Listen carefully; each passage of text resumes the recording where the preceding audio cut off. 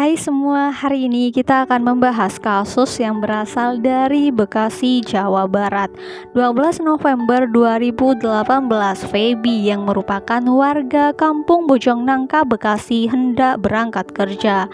Ia berangkat sekitar jam 6:30 waktu Indonesia Barat. Tiba-tiba Feby melihat pintu gerbang tetangganya masih terbuka sedari kemarin malam. Karena khawatir, Feby kembali melongo ke dalam rumah. Beberapa kali ia mengetuk pintu dan memanggil-manggil penghuni rumah, namun tidak ada jawaban. Ketika Feby mendekat ke jendela, ia langsung menjerit sekuat tenaga. Bagaimana ceritanya? Tonton sampai selesai ya. Di Perum Nainggolan, pria berusia sekitar 38 tahun. Nainggolan menikah dengan seorang perempuan bernama Maya Ambarita. Usianya lebih muda 1 tahun. Dari pernikahan yang sudah berjalan sekitar 10 tahun, mereka sudah dikaruniai 2 orang anak. Anak pertamanya bernama Sarah Nainggolan, usia 9 tahun. Dan anak keduanya laki-laki bernama Arya Nainggolan, usia 7 tahun. Nainggolan bersama keluarga kecilnya ini tinggal di sebuah kos di kampung Bojongnangka, Kelurahan Jatirahayu, Kecamatan Pondok Melati, Kota Bekasi. Kos tersebut milik seorang karyawan yang bekerja di perusahaan rokok terkenal. Nainggolan cukup dekat dengan pemilik kos itu hingga akhirnya ia dipercaya menjaga semua kos-kosan miliknya. Di mata para tetangga, Nainggolan sosok yang baik, pekerja keras untuk membiayai keluarga kecilnya dan tidak pernah memiliki seorang musuh. 12 November 2018, malam hari, Nainggolan meminta Haris Simamora yang merupakan iparnya untuk datang ke kos kampung Bojongnangka. Tak lama setelah itu sampailah Haris di rumah tersebut. Haris disambut hangat oleh kakaknya Maya Ambarita. Setelah selesai ngobrol dengan sang kakak kandung, Haris kemudian lanjut ngobrol dengan Nainggolan. Beberapa menit obrolan berjalan, tiba-tiba mereka berdua adu mulut. Perdebatan antara mereka usai sekitar jam 11 malam. Malas untuk berdebat, Nainggolan kemudian memilih tidur, sementara Haris pergi ke dapur untuk bermain ponsel. Hari sudah semakin malam, semua penghuni rumah itu sudah tertidur pulas, termasuk keponakan Haris. Dirasa situasi aman, Haris beranjak ke gudang untuk mencari perkakas.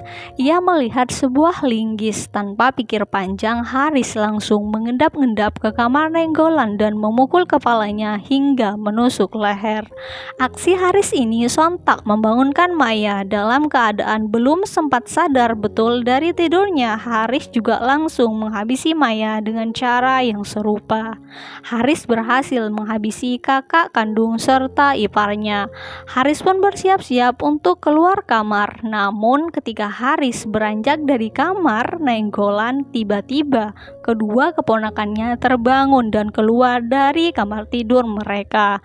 Mereka berdua mendengar suara bisik-bisik. Melihat kedua keponakannya ini panik serta histeris, Haris berusaha menenangkan keduanya dan menyuruh mereka kembali untuk masuk ke dalam kamar.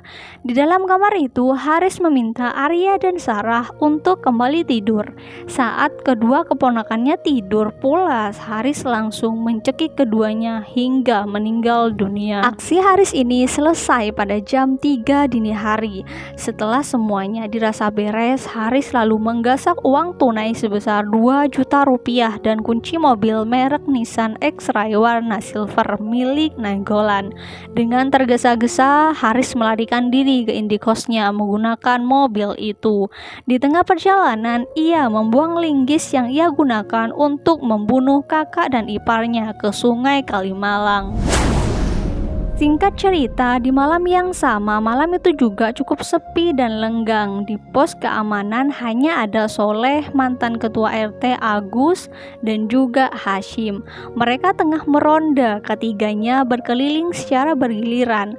Malam makin larut, suasana kampung kian hening hingga jam menunjukkan 3 dini hari. Tiba-tiba terdengar deru mobil yang dikemudikan cukup kencang. Mobil Nissan X-Trail itu ngebut di jalan Bojong Nangka 2 yang sempit. Polisi tidur pun diterobos. Soleh sempat curiga mungkin mobil warganya dicuri, tapi tak terdengar teriakan ada maling saat itu. Soleh sempat dilapori oleh Agus bahwa mobil itu sebelumnya keluar dari tempat tinggal Nainggolan. Hampir pada waktu yang bersamaan, sekitar jam 3:30 pagi, Feby Lopa, salah seorang penghuni rumah kos, terbangun. Dokter muda ini heran melihat pintu gerbang terbuka, sebab pintu pagar itu selalu dikunci oleh tetangga sebelahnya, yaitu Nainggolan, setiap malam pada pukul 10 sampai 11 malam dan akan dibuka kembali pada jam 6 pagi. Feby pun menghampiri rumah Nainggolan. Ia melihat televisi di rumahnya masih menyala. Feby mencoba memanggil-manggil Nainggolan dan istri, namun yang dipanggil tak kunjung keluar. Feby berpikir mungkin mereka berdua sudah tertidur pulas. Feby pun kembali melangkah ke dalam kamar kos. Selanjutnya sekitar jam 6 pagi Haris sampai ke Indikos untuk mandi dan mengganti pakaian. Ia juga sempat mengobati luka sobek di jari tangannya di sebuah klinik. Setelah berobat dan menitipkan mobil milik kakaknya itu, Haris pergi ke terminal. Ia menumpang bus tujuan Cikarang Garut untuk menuju ke Gunung Guntur. Sedangkan sekitar jam 6:30 pagi waktu Indonesia Barat di kampung Bojong Nangka, Bekasi, Feby melihat pintu gerbang tetangganya masih tetap terbuka sedari kemarin malam. Karena khawatir, Feby kembali melongo ke dalam rumah. Beberapa kali ia mengetuk pintu dan memanggil-manggil penghuni rumah, tapi tetap tidak ada sahutan. Namun begitu ketika Feby mendekat ke jendela, ia langsung menjerit sekuat tenaga. Ia melihat tubuh Nainggolan dan istrinya Maya terkapar bersimbah darah. Jeritan Feby mengagetkan seisi rumah kos termasuk Desi, penghuni kamar di lantai 2. Ia langsung membangunkan Salman, suaminya. Setelah mengetahui apa yang terjadi, Salman lari tergopoh-gopoh ke rumah ketua RT. Dengan nada gemetar ia menjelaskan kepada Pak RT. Keduanya lantas menuju tempat kejadian perkara. Warga sudah mengerumuni rumah Nainggolan. Ketua RT pun menghubungi Polres Pondok Gede. Soleh yang mengeronda pada malam hari dan sudah berjaga di sekolah nasional pada pagi harinya kaget mendengar berita pembunuhan dari warga. Soleh tak percaya karena waktu ronda ia tak melihat situasi yang mencurigakan kecuali mobil silver yang ngebut.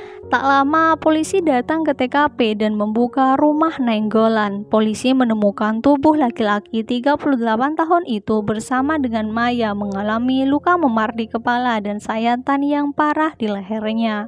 Tidak hanya itu, polisi juga menemukan kedua anak mereka tak bernyawa di kasur kamarnya. Keduanya mengalami sayatan tapi kemungkinan besar tewas akibat kekurangan oksigen karena dicekik. Kasus pembunuhan ini mengejutkan para tetangga karena selama ini keluarga Maya dianggap keluarga baik dan tak memiliki musuh. Selain itu, tim penyelidik gabungan Polresta Bekasi dan Polda Metro Jaya langsung memburu pelaku yang diduga membunuh secara sadis satu keluarga itu. Polisi juga tengah melacak keberadaan mobil Nissan X-Trail itu.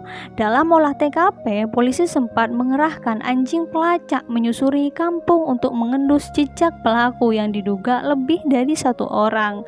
Polisi juga sudah meminta keterangan kepada saksi sebanyak 12 orang, baik penghuni kosan maupun warga sekitar termasuk Soleh, Hashim, dan juga Agus yang bertugas ronda malam saat kejadian. Serta beberapa barang yang sempat disentuh oleh pelaku juga sudah dipindai dan diperiksa tim Inavis. Sedangkan jenazah satu keluarga itu langsung dibawa ke rumah sakit untuk segera diotopsi. 2 hari kemudian, tepatnya pada tanggal 14 November, polisi akhirnya berhasil menemukan mobil ekstra itu di sebuah rumah kos di Cikarang, Kabupaten Bekasi. Saat ditemukan, mobil dalam keadaan kosong dan banyak sekali jejak darah. Mobil tersebut kini dibawa ke Mapolres Bekasi. Berdasarkan bukti-bukti yang ada, itulah polisi akhirnya berhasil meringkus Haris Simamora di Gunung Guntur. Kepada polisi, ia mengaku melarikan diri ke gunung untuk menenangkan diri setelah menghabisi keluarganya sendiri. Polda Metro Jaya telah menetapkan Haris sebagai tersangka pembunuhan satu keluarga. Polisi menduga ada unsur pembunuhan berencana dalam kasus itu dengan motif dendam. Kepada polisi, Haris juga mengaku kerap mendapat umpatan kasar dari kakak dan iparnya. Di hari yang sama, pada waktu itu setelah dilakukan otopsi, jenazah satu keluarga korban pembunuhan disemayamkan dan dilakukan pemberkatan di Gereja Lantai Roy, Cijantung, Jakarta Timur. Sekitar jam 1 siang, jenazah satu keluarga itu kemudian diterbangkan ke Medan, Sumatera Utara, tempat kampung mereka. Singkat cerita, pada saat itu Haris akan mendekam di rutan Mapolda Metro Jaya untuk mempertanggungjawabkan aksi pembunuhan keluarganya. Ia disangkakan dengan pasal 365 ayat 3, 340 dan 338 KUHP dengan ancaman hukuman mati. Itulah cerita mengenai kasus yang terjadi pada tahun 2018 di Bekasi, Jawa Barat. Bagaimana menurut kalian? Silahkan komen di kolom komentar. Semua informasi yang disampaikan dari awal hingga akhir berdasarkan artikel-artikel yang sudah tersebar di internet. Terima kasih untuk kalian yang sudah nonton sampai habis. Jangan lupa di like, komen, serta share ke sosial media kalian. Jangan lupa di subscribe juga. Kita ketemu di konten-konten selanjutnya. Terima kasih.